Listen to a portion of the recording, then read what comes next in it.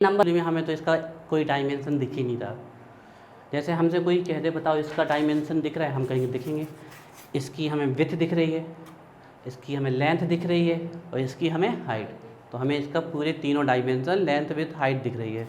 लेकिन इसमें ना तो हमें लेंथ दिख रही है, ना विड्थ दिख रही है, ना डायमेंशन। तो कोई भी सर्कल होता है जनरली वो 2D होता है, 3D नहीं होता है आपका, 2 डायमेंशन होता है आपका। और ये जो सर्कल में ये जो थीटा नाम का जो एंगल बनाते हो, इसी को हम बोलते हैं, this is called plane angle. Plane angle, plane angle कहते हैं। एक्चुअली में प्लेन एंगल कुछ नहीं है, थीटा ही कहलाता है प्लेन एंगल। थीटा तो मैक्सिमम कितना हो सकता है, एक सर्कल कितने का होता है 360, हाफ कितना हो सकता है 180 डिग्री। इसके अलावा फिर 90 डिग्री, 72 डिग्री, 30 डिग्री, है ना, they all are the plane angle. 90 degree, 72 degree, 45 degree, 30 degree, they all are plane angle. और इसकी यूनिट होती है, इसकी एसआई यूनिट जो है रेडियन। डिग्री ज़्यादा चलती है मानते हैं हम, लेकिन एसआई में रेडियन है।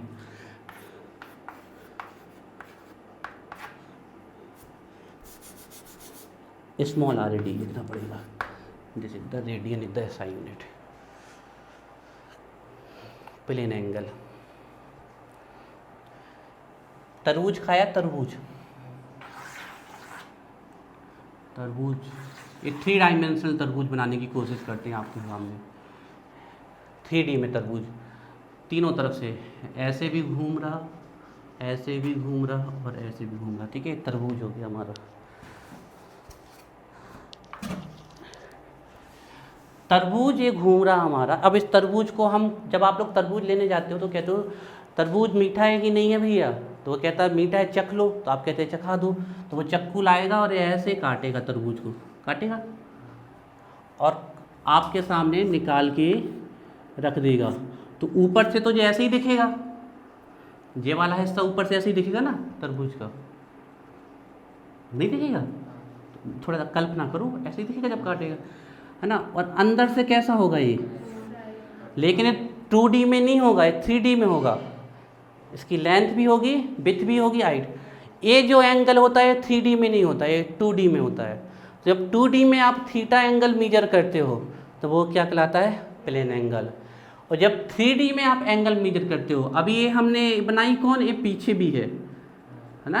अगर आप तरबूज को काटोगे तो सेविंग ब्रश देखा, सेविंग ब्रश, उसको पानी में डुबो और फिर ऊपर ले आओ तो ऐसी चोंच सी बन जाएगी, बन जाएगी ना।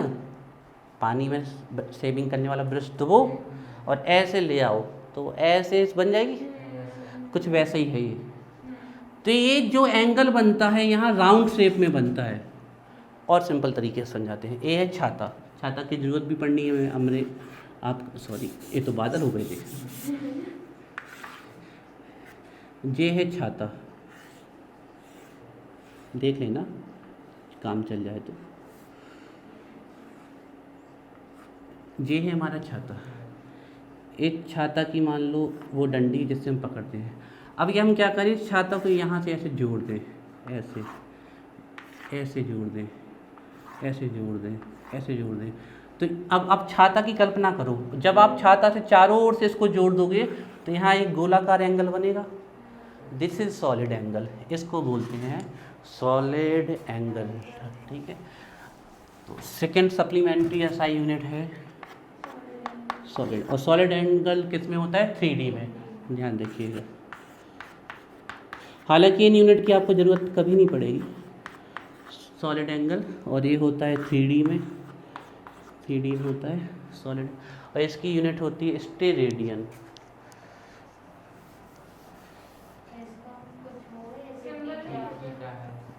इसका नहीं पर्टिकुलर, इसका कोई सिंबल नहीं है, स्टेरेडियन के नाम से आएगा ये। तो इसकी ऐसा यूनिट होती है स्टेरेडियन। ऐसे भी लिखा मिलता है स्टेरेडियन, और कई जगह ऐसे भी लिखा मिलता है स्टेरेडियन, STE RADIA और कोई नहीं मार सकता, ना तो हमें विश्वास है अपने यहाँ के बच्चों का। सॉलिड एंगल स्टेरेडियन, स्टेरेडियन से इसको बोल सकते हो आप स्टेरेडियन या हालांकि ऐसे लिखा मिलेगा, और इसकी यूनिट होती है SR, SR is the unit of steradian.